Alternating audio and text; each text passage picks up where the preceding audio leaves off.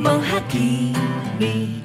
Oh, ironi terkunci menghantui dera marah. Korban yang salah, bukti dibantah, habis dijarah. Demi nama baik kami, jelas damai kami cari. Hati-hati beri saksi, redam warta jadi fiksi. Asumsi menari mengiringi yang berapi, sembunyi dalam sunyi gerak amarah. Korban yang salah, bukti dibantah, habis dijarah. Demi nama baik kami, jelas damai kami cari. Hati-hati beri saksi, redam warta jadi fiksi.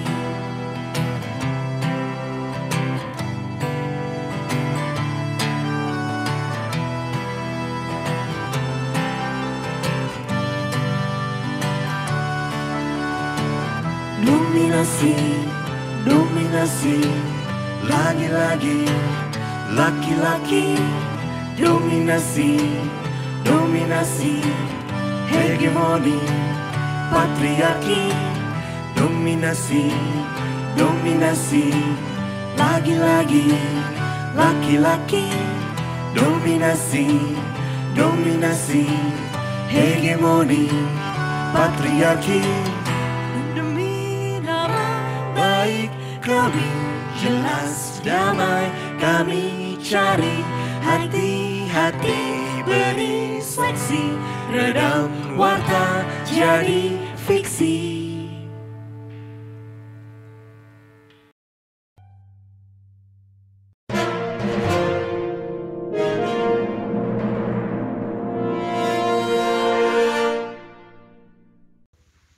Halo, selamat siang sahabat saksi dan korban. Senang sekali saya Tiara Rahmawati dapat menyapa para sahabat dalam acara LPSK Bicara. Nah, dalam kesempatan kali ini kita akan membahas tentang ruang perlindungan bagi perempuan. Sedikit terlambat memang karena dalam rangkaian memperingati Hari Perempuan Internasional pada 8 Maret lalu, namun isu perempuan ini tidak pernah tidak menarik untuk diperbincangkan di ranah publik. Nah, dalam kesempatan hari ini ada dua orang bersama saya, ada Mbak Gusti Ariran. Apa kabar, Mbak? Baik, terima kasih. Mbak Gusti Ariran ini adalah basis sekaligus vokalis band Tasyura ya, Mbak ya? Betul. Band yang sudah terkenal dengan lagu-lagunya yang syarat dengan isu sosial. Mbak Gusti gimana kesibukannya hari ini? Kemarin-kemarin ya, Mbak ya? Ya, tetap mematuhi protokol kesehatan pastinya. Jadi kita sekarang udah swab ya, Mbak, semuanya ya? Udah. Okay. Terus ya kami banyak workshop untuk mengumpulkan materi-materi barulah musiknya. Oke. Kapan nih Mbak rencana mau keluar lagu baru, Mbak? Segera sih harusnya, karena kita udah syuting video klip kemarin. Mudah-mudahan waktunya segera pas. Untuk fansnya Tasyura ya, sebentar lagi. Nanti tagih ya. Mas Sahrial Martanto ini adalah tenaga ahli LPSK. Boleh perkenalan, Mas? Kita biasanya manggilnya kalau di LPSK Mas Ial ya. Gimana Mas Ial kesibukannya, Mas? Ya, kesibukan rutin sebagai staf di LPSK yang saat ini saya ditugaskan di Biro Penelaahan Permohonan yang melakukan penelaahan permohonan-permohonan dari saksi, korban, lapor, dan lain-lain. Dan Mas Ial ini familiar dengan isu-isu kekerasan perempuan ya, Mas? Ya, sebelum di ini kan saya ada banyak untuk menangani untuk layanan ya di Biro PSK untuk kasus-kasus kekerasan perempuan, kekerasan seksual, TPPO, isu-isu itu. Oke, Mas. Sehat ya, Mas ya? Sehat. Sudah gitu ya, Mas ya? Sudah. Jadi kita aman. Oke, para sahabat, kenapa kita harus mengangkat isu perempuan ini? Karena LPSK sendiri, Lembaga Perlindungan Saksi dan Korban, sangat banyak menangani isu-isu kekerasan perempuan. Terlebih di 2020 ini, kalau nggak salah, Mas Ial koreksi kalau saya salah, kita sudah mendapatkan 533 peristiwa ya? Benar. Itu yang dilaporkan saja? belum yang ada di luar sana ya. Ya pasti. Oke. Untuk memulai saat ini kita boleh mendengarkan sedikit penjelasan LPSK itu kerjanya ngapain aja sih Mas dalam kaitannya dengan isu-isu kekerasan perempuan ini? Ya. Kalau dilihat dari nomenklatur ya, nomenklatur lembaga jelas pelindungan saksi dan korban. Jadi untuk tugas atau core business LPSK adalah melindungi saksi dan korban dalam proses peradilan pidana. Ya, proses peradilan pidana, mana kasus-kasus yang terkait dengan kekerasan perempuan juga biasanya lekat dengan beberapa kasus ya seperti TPPO, perdagangan orang, kemudian kekerasan seksual, kekerasan dalam rumah tangga, dan kasus lainnya tentunya.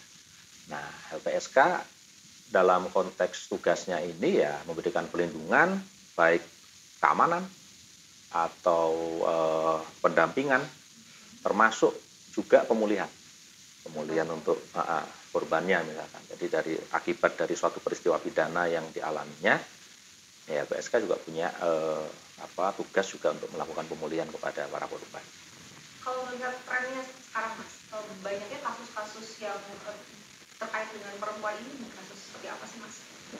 Kekerasan seksual, di sana ada perkosaan, persetubuhan, atau pencabulan, terus perdagangan orang, dan KDRT ya, KDRT, kekerasan dalam rumah tangga. Yang dalam masa sekarang trennya makin meningkat ya Mas? Ya, ada yang merilis data bahwa ada korelasi antara situasi pandemi ini dengan tren kejahatan domestik atau kekerasan dalam rumah tangga itu meningkat. Oke, saya mau ke Mbak Gusti. Mbak, di lagu-lagu Nita Shura itu sebenarnya kalau misalnya kita dengarkan lebih seksama, banyak sekali lagu-lagu yang menyangkut dengan tugas-tugas LPSK juga. Kalau misalnya saya dengar ada lagu AMI, ada lagu Aparat, kalau nggak salah ya ada lagu Sintas juga ya Mbak. Nah, bagaimana proses pembuatan lagu itu sebenarnya bisa sampai jadi semacam daya tariknya dari Nita Shura ini salah satunya isu sosial ini? Waduh, kalau sampai ngomong daya tarik saya nggak tahu sebenarnya. Sih menarik ya, karena jarang ya Mbak ya musisi-musisi yang sangat concern dengan isu sosial. Tapi kalau proses penulisan lagunya sih ya seperti musisi menulis lagu aja ya. Tapi memang karena lagu-lagu kita kan memotret sebuah peristiwa ya.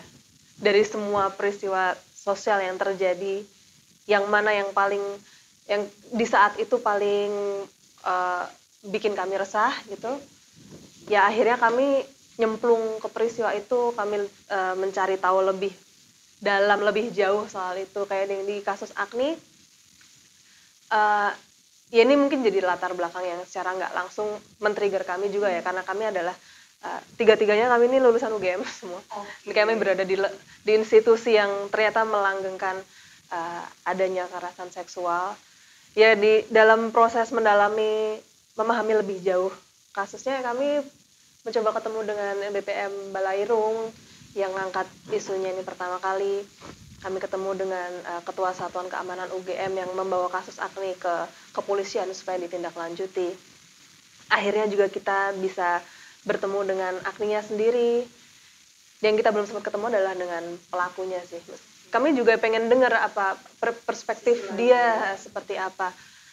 Yaitu proses bertemu dengan orang-orang ini adalah supaya kita punya banyak perspektif untuk memahami isunya. Jadi kita bisa jelas menetapkan keberpihakan kita ada di mana. Yang buat kami itu sangat penting kalau kita mau membuat sebuah karya yang akhirnya berada di ruang publik gitu. Berapa lama sih bisa research kayak gitu Mbak? Untuk ketemu, untuk janjian segala macam, banyak data-data yang harus dibuat. Iya. Sebenarnya nggak ada yang sama sih satu lagu dengan yang lain, karena peristiwanya juga macam-macam kan. Kayak yang Agni ini syukurnya adalah karena orang-orang kuncinya kita punya akses yang tepat lah untuk ke sana gitu. Tapi kayak waktu kami menulis soal Nista yang Ibu Robaniah dan Ibu Hindun yang mereka pilihan politiknya berbeda dengan mayoritas waktu itu. Terus mereka meninggal tapi disolatkan di masjid setempat. Nah itu kami mau mencoba reach out kayak wartawannya mungkin itu agak sedikit kesulitan karena mungkin terlalu jauh, dan itu kejadian di Jakarta, kami masih di Jogja waktu itu. Memang beda-beda sih setiap lagu.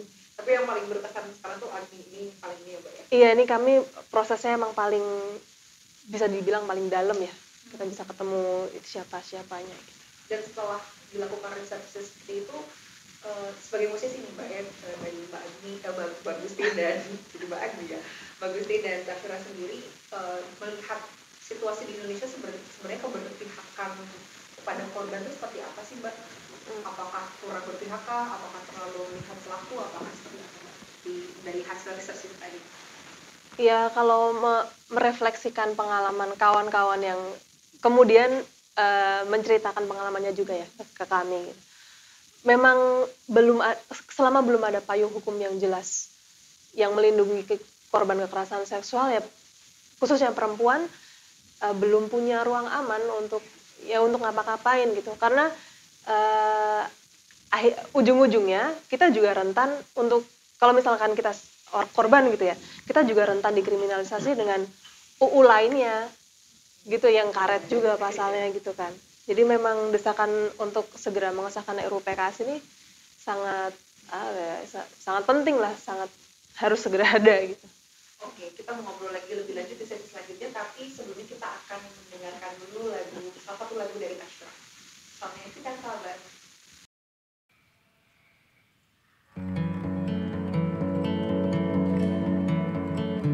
Lagu kedua, Sintas.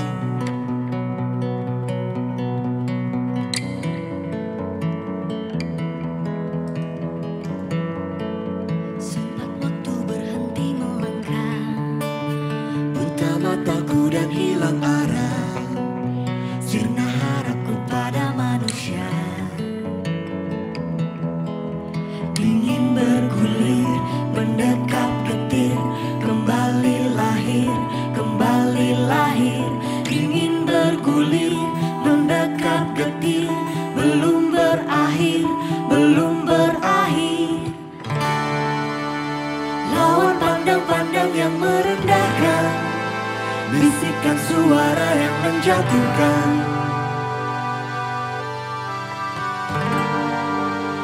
Kita harus saling menguatkan, sudahi sepi dalam perjalanan, buka 1-2 lagi lembaran.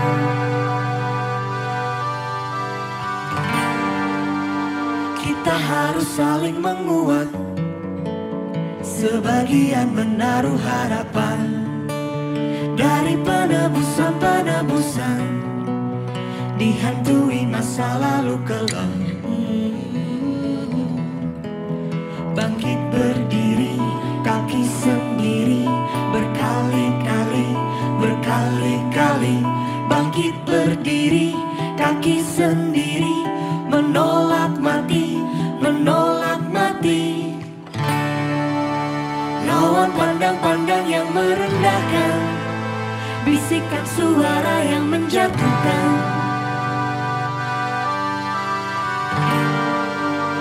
Kita harus saling menguatkan, sudahi sepi dalam perjalanan, buka 1-2 lagi lembaran.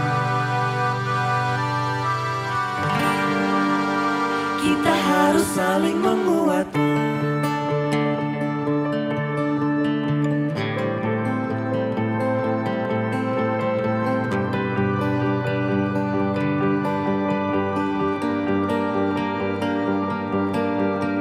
Dahulu satu tidak baku dapat satu, maka satu tidak baku sapa satu.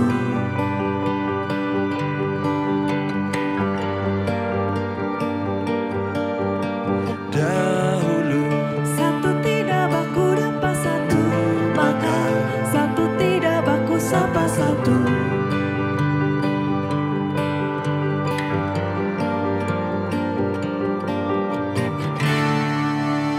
Nyalakan apinya, gelap ini hanya sementara. Nyalakan apinya. Gelap ini hanya,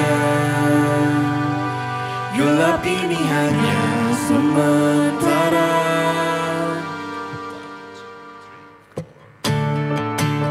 Nyalakan apinya. Gelap ini hanya, gelap ini hanya sementara. Nyalakan apinya. Gelap ini hanya, gelap ini hanya sementara.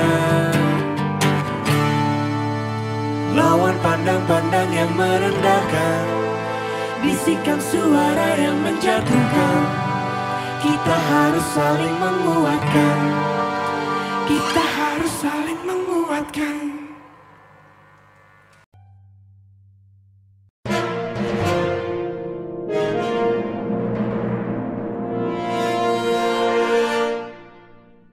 Oke, Mas Iyal, mau nanya nih Mas, sebagai tenaga ahli LPSK selama Mas bertugas, terutama dalam isu-isu kasus kekerasan perempuan ini, biasanya korban-korban ini mengalami stigma.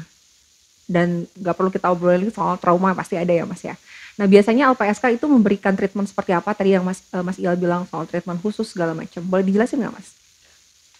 Jadi kan kalau melihat lingkup tugas kerja LPSK kan dalam proses peradilan pidana. Artinya di peradilan pidana kan ada prosesnya, berita penyidikan, persidangan. Belum lagi si saksi atau korban ini juga kan hidup di lingkungan keluarga, masyarakat. Nah semua itu harus dipotret LPSK pada tataran proses peradilan pidananya dan keseharian dia sebagai ya manusia makhluk sosial ya, yang dia juga hidup dengan keluarga, dengan masyarakat. Nah, stigma ini bisa terjadi di lingkungannya, lingkungan tempat dia tinggal, masyarakat. Ya juga dalam proses ini kan proses hukum ini kan nggak semua yang bertugas di sana itu punya pemahaman atau perspektif untuk perlindungan bagi korban khususnya perempuan. Nah ini tantangan kita juga. Ya. Kalau kita melihat beberapa pengaturan yang dilakukan oleh lembaga-lembaga penegak hukum sebenarnya sudah cukup bagus. Terakhir kemarin misalkan dari Kejaksaan Agung melahirkan pedoman untuk penanganan perkara untuk perempuan dan anak. Mahkamah Agung sebelumnya juga bagaimana penanganan perempuan berhadapan dengan hukum juga sudah ada sebenarnya perangkat-perangkat itu. Artinya kan secara sadar atau tidak sadar lembaga sebenarnya tahu bahwa masih ada situasi yang belum selesai. Ya.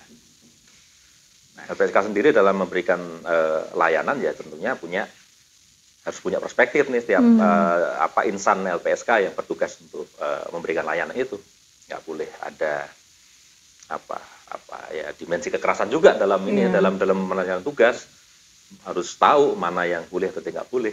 Jadi harus kontrol, harus ada pedomannya dan di internal LPSK kan juga ada SOP yang untuk kelompok khusus misalkan untuk bagaimana menangani anak, bagaimana menangani perempuan yang jadi korban, termasuk orang tua juga ada juga. Artinya dari kelembagaan juga sudah ada concern untuk membangun suatu kebijakan internal agar petugas yang bekerja tidak lepas dari rel yang seharusnya.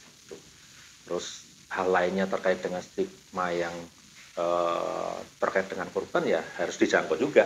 Artinya dalam lini kerjanya yang pemulihan tadi kan harus memastikan si korban ini aman di lingkungannya, aman dari tindakan-tindakan yang bersifat stigma tadi, intimidasi dan lain-lain, termasuk pengucilan yang malah itu sebagai tindakan menjadi revictimisasi bagi dia, dia jadi korban ulang gitu.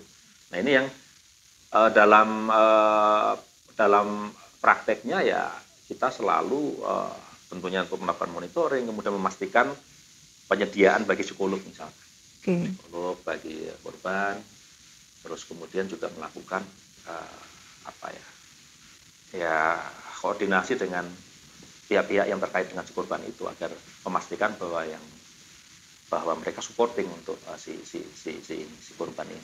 Ada Sistem pendampingan juga ya Mas dalam proses persidangan gitu ya Mas ya? Oh ya, itu pasti pendampingan bagaimana si korban itu dikenalkan bagaimana kalau bersidang. Oke. Persiapan untuk persidangan ada kita. Oke, Biasanya kalau oke. si korban mau bersidang itu kan kita ada briefing.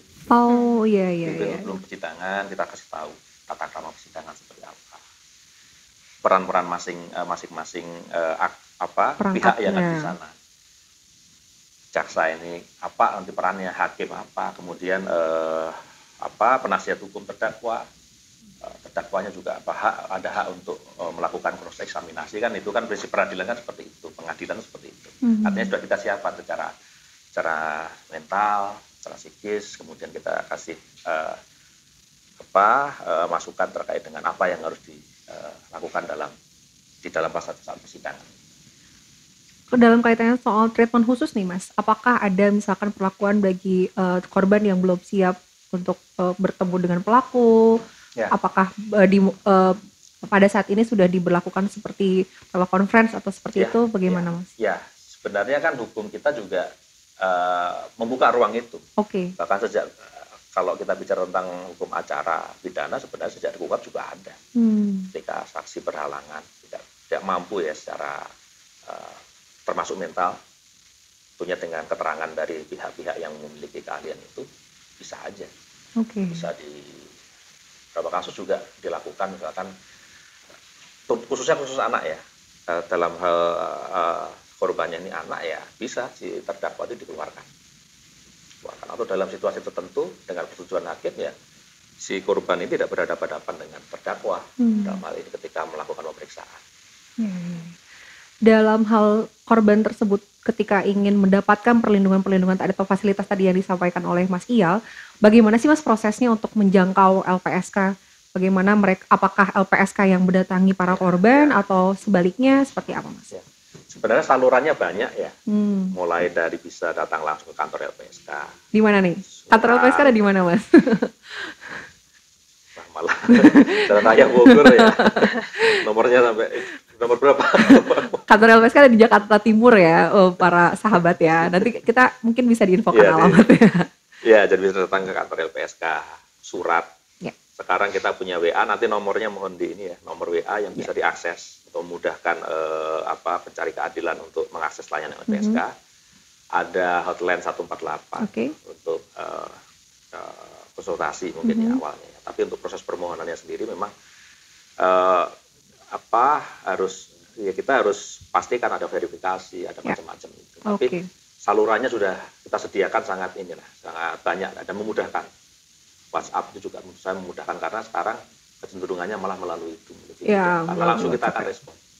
Begitu masuk nomor WhatsApp itu akan diproses secara administrasi, ya kita bisa lakukan langsung proses-proses penelaahannya bisa kita langsung lakukan. Termasuk juga LPSK kan juga dalam kasus tertentu, misalkan dalam situasi darurat, ya bisa langsung melakukan perlindungan darurat. Oke. Darurat. Tidak melalui proses yang tadi dulu ya Mas ya? Tidak melalui ada proses permohonannya itu ditelaah, kemudian nanti dibahas oleh pimpinan LPSK yang berjumlah 7 dalam satu sidang Mahkamah Pimpinan LPSK yang menetapkan permohonan diterima atau tidak. Tapi bisa kita lakukan tindakan-tindakan pengamanan dulu kalau untuk darurat ini. Untuk yang mengancam jiwa seperti itu. Mengancam jiwa memang harus ada kriterianya itu, mengancam jiwa. Termasuk juga LPSK juga bisa proaktif. Proaktif artinya ketika kita melihat ada macam-macam informasi itu dari mass media, sosial media, atau dari informan yang menyampaikan informasi kepada LPSK juga bisa melakukan tindakan proaktif untuk menawarkan permohonan perlindungan kepada yang bersangkutan. Jadi nggak hanya korban aja yang bisa reach out ke LPSK ya Mas? Bisa dari pihak lain? Bisa, merekomendasikan bisa. Penegak hukum, pendamping korban, keluarga, bisa. Jadi banyak jalan ya Mas ya untuk menjangkau perlindungan LPSK. Saya kembali lagi ke Mbak Gusti. Mbak, sebenarnya menurut Mbak sendiri, media apa atau medium apa yang paling efektif Mbak untuk menyuarakan urgensi dari penanganan kekerasan seksual ini Mbak? Saya jujur aja nggak pernah mengukur media apa gitu yang paling efektif. Karena juga saya belum nyobain semua media ya. Tapi pada prinsipnya untuk kawan-kawan yang punya perspektif yang sama, punya keresahan yang sama, coba pakai medium paling dekat dengan kawan-kawan aja dulu. Kalau kayak kami, yang paling dekat dengan kami ya musik, makanya kami memilih itu sebagai cara kami untuk bicara. Mungkin teman-teman yang lebih senang, lebih nyaman main sosmed, akan lebih mudah melakukan itu via sosmed, dan itu tetap punya dampak kok. Atau kolaborasi antara sosmed dan musik ya, Mbak? Iya, bisa juga. Kolaborasi juga sangat penting kalau kita bicara soal mengkampanyekan sebuah isu ya. Karena nggak bisa nih satu instrumen jalan sendirian, kita harus bareng-bareng. Oke. Selama ini respon publik terhadap apa yang sudah Mbak dan Tasyura lakukan itu bagaimana sih, Mbak, terhadap lagu-lagu seperti ini gitu kan? Karena mungkin ada pro kontra mungkin ya, Mbak ya. Yang pasti ketika ada karya seperti ini di publik, jelas ini adalah sebuah ruang baru untuk kawan-kawan yang mungkin punya kegelisahan yang sama, punya pikiran yang sama, atau mungkin kawan-kawan yang sebelumnya nggak berani ngomong karena terus ada yang bicara duluan sehingga dia ngikut, dia mau bicara. Pemantik jadi, gitu ya. Jadi pemantik. Memang harus diamini, cara ini menumbuhkan percikan-percikan orang-orang yang lantas mau bicara, lantas mau bergabung jalan yang sama kita. Oke, Mbak. Sebelum kita lanjutkan lagi, Mas Mbak, ini kita juga harus jeda dulu dan kita akan lagi mendengarkan salah satu lagu dari Tasyura. Selamat mendengarkan.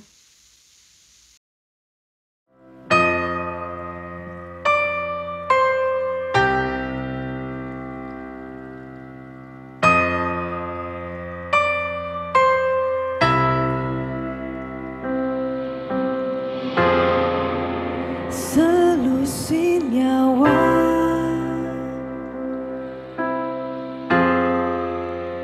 erat senjata pasca 9 hamba 3 maut menyapa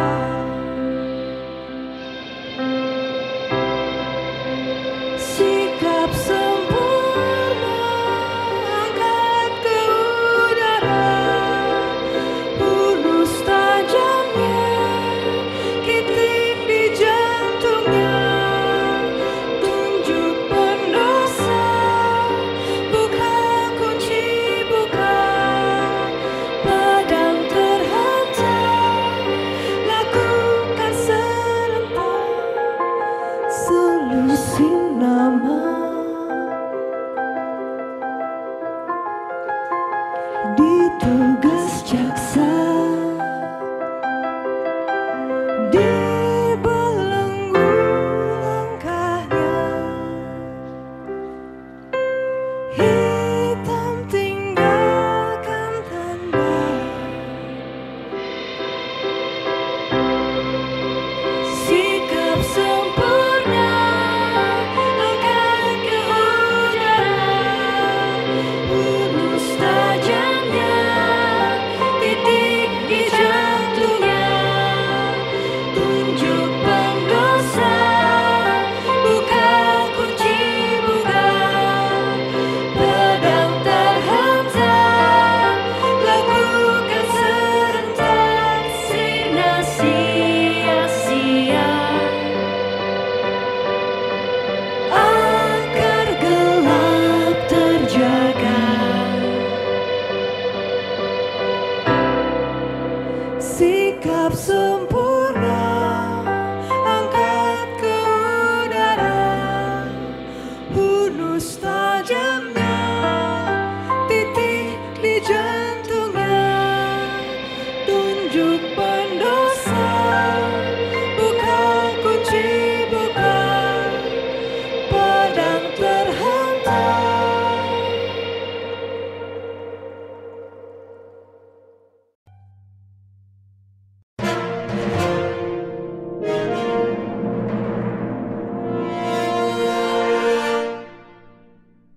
Halo sahabat saksi dan korban, kembali lagi dengan LPSK Bicara, berbicara soal ruang perlindungan bagi perempuan. Saya balik lagi nih, Mas Iyal. Pemulihan seperti apa sih Mas yang dibutuhkan untuk para korban ini, terutama untuk perempuan dan anak tadi ya? Ya. Kalau berdasarkan ini ya, layanan dari LPSK sendiri kan ada beberapa yang untuk konteks pemulihan korban itu kan ada beberapa. Misalkan ada akibat suatu peristiwa pidana itu mengakibatkan dia sakit ya secara fisik, berarti kan butuh bantuan medis. Ya, artinya dipulihkan kesehatannya. Oke. Terus kalau itu dampaknya itu ke psikologis, berarti kan butuh dipulihkan psikologisnya. Terus juga ada dukungan yang sifatnya lebih komprehensif, psikososial. Itu bisa dijangkau. Hal lainnya yang juga mungkin kurang dikenal itu adalah sebenarnya dalam proses peradilan pidana kita atau proses hukum kita itu mengenal hak korban untuk mengajukan ganti kerugian. Oke, Ya, boleh ganti kerugian, dijelaskan ya. Ganti kerugian itu kalau dalam Undang-Undang Perlindungan Saksi dan Korban ada dua, restitusi dan kompensasi. Restitusi itu adalah ganti kerugian yang diajukan, jadi pelaku yang akan memberikan ganti kerugian. Oke, restitusi ya Mas ya? Restitusi, kalau kompensasi ini memang spesifik untuk korban pelanggaran HAM berat. Pelanggaran HAM berat itu peristiwa yang luar biasa, seperti kalau di dalam undang-undang di hukum kita itu ada dua ya, genosida dan kejahatan terhadap kemanusiaan. Oke. Jadi memang khusus untuk itu, pelanggaran HAM berat dan korban terorisme. Ada dua undang-undang itu yang mengacu kompensasi, dan kompensasi ini diberikan oleh negara. Dibayarkan oleh negara. Ya, Oke. oleh negara. Jadi pemulihan itu sebenarnya kalau kita melihat dari segi peraturan perundang-undangan kita sudah cukup maju ya. Barangkali di negara lain juga nggak selengkap di Indonesia. Secara normatif sudah diatur itu. Ya kan? Nah ini yang menjadi tantangan kita kan sebenarnya bagaimana merealisasikannya biar sesuai dengan tujuan kita di awal. Ya untuk tantangannya sendiri memang untuk pemulihan ini khususnya untuk korban kekerasan seksual misalkan itu kan long term ya. Jangka panjang itu. Efek akibat atau dampak dari peristiwa itu bisa jadi pasti seumur hidup. Contoh kasus misalkan kita banyak kasus incest itu. Jadi, ayah, paman atau apa itu menyetubuhi anak atau ponakan. Dampaknya kan bukan hanya ketika sudah sidang selesai. Tapi setelah sidang itu harus menjalani hidupnya. Terus bagaimana nanti? Hubungan ini kan ada hubungan darah. Ada satu kasus kita yang setelah ini di satu kota di Jawa Timur, ngontak kita kembali. Ayah saya mau bebas setahun lagi. Gimana? Nah, kita tahu bahwa itu trauma itu pasti. Bayangkan saja si korban ini sejak usia, ini kalau nggak salah ya saya lupa ya, kelas 6 atau berapa sudah mengalami kekerasan seksual itu sampai kasus itu meledak dia usia 14 tahun.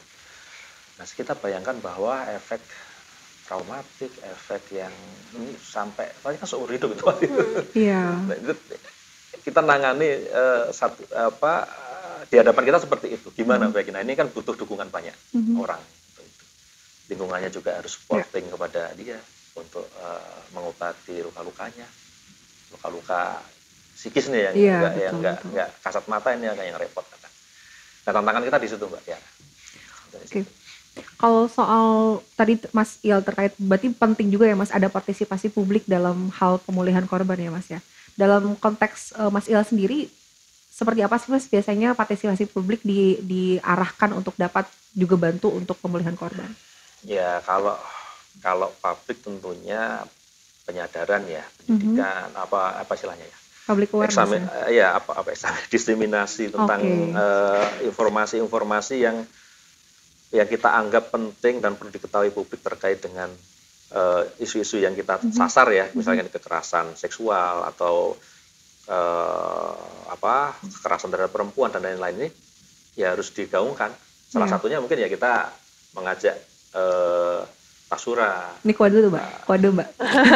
Ini kan, iya kan salah satunya Ya, untuk betul. memperluas apa ya, upaya Jangkauan. untuk mendiseminasi Ya. jangkauan supaya publik semakin banyak tahu tentang ada problem seperti ini. Ada tatanan yang secara nggak sadar ternyata kita misalkan situasi bahwa di lingkungan manapun, di tempat kerja misalkan itu kan masih mungkin ada yang apa ya, ya pola-pola itu kan secara nggak sadar karena kita memang kadang dilahirkan dengan sistem yang seperti itu, sehingga itu yang harus dikikis pelan-pelan. Oke. Dikikis pelan-pelan. Nah ini penting dalam upaya untuk pemulihan korban itu penting karena lingkungan dia tempat korban tinggal, lingkungan sekitar, keluarga dan itu penting, inti itu. Akarnya ya, Mas. Iya, Ya, itu oke. inti. Ya, kita nggak bisa lepaskan aspek itu. Oke. Itu sih ya. Terima kasih Mas Il. Balik lagi ke Mbak Gusti nih. Jadi sebenarnya untuk dukungan publik sendiri, kan Mbak yang lebih dekat dengan publik ya Mbak ya dibanding kami ya Mbak.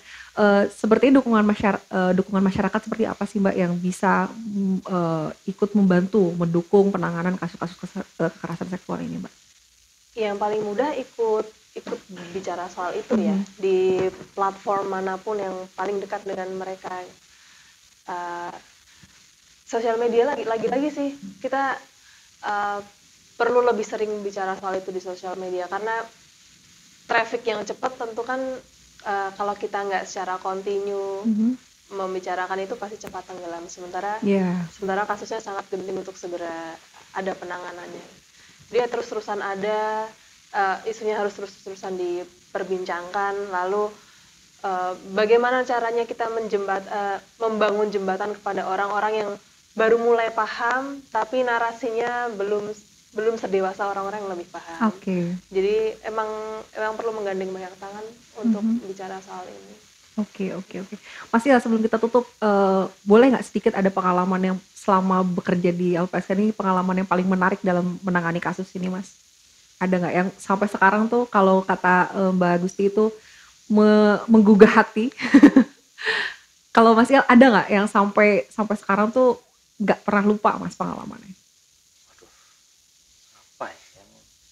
Kayak tadi kan yang bapaknya. Ya. Kita desain kadang kan. Dengan sebab kita juga terlalu terlibat. Jadi empatinya ini ya. Bukan, empati tetap harus, tapi kan kita harus menyehatkan kita juga sendiri kita, artinya ya banyak hal sih, masing-masing kasus itu menarik. Nggak ada yang sama sebenarnya dalam kita melakukan penanganan itu, nggak ada yang sama. Semua punya keunikan sendiri-sendiri, dan keunikan itu yang sebenarnya jadi bahan bagi kami untuk terus belajar, untuk memperbaiki ke depan ada kekurangan di sini dalam itu sih yang itu banyak banget ya. Banyak banget ya. Hebat, udah lama banget ya Mas ya. Udah lama banget nanganin kasus ini Mas. Iya ya, saya gabung 2009. Oke.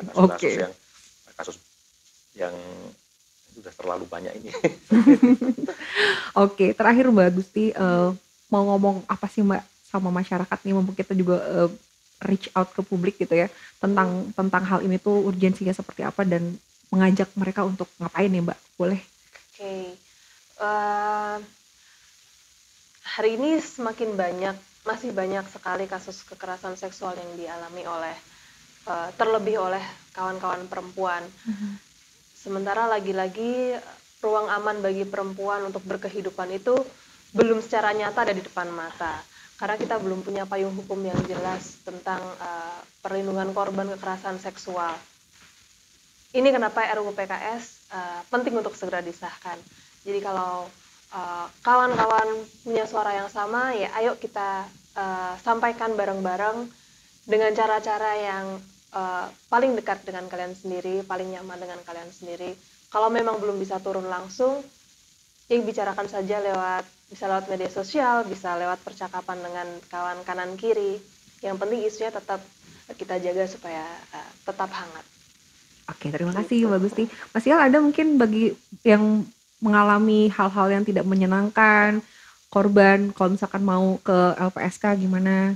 Ya, pada intinya salurannya banyak LPSK tadi, bisa diakses semua oleh masyarakat, oleh korban, oleh pelapor, dimana itu penting karena satu perbuatan yang salah itu juga harus ada pertanggungjawabannya.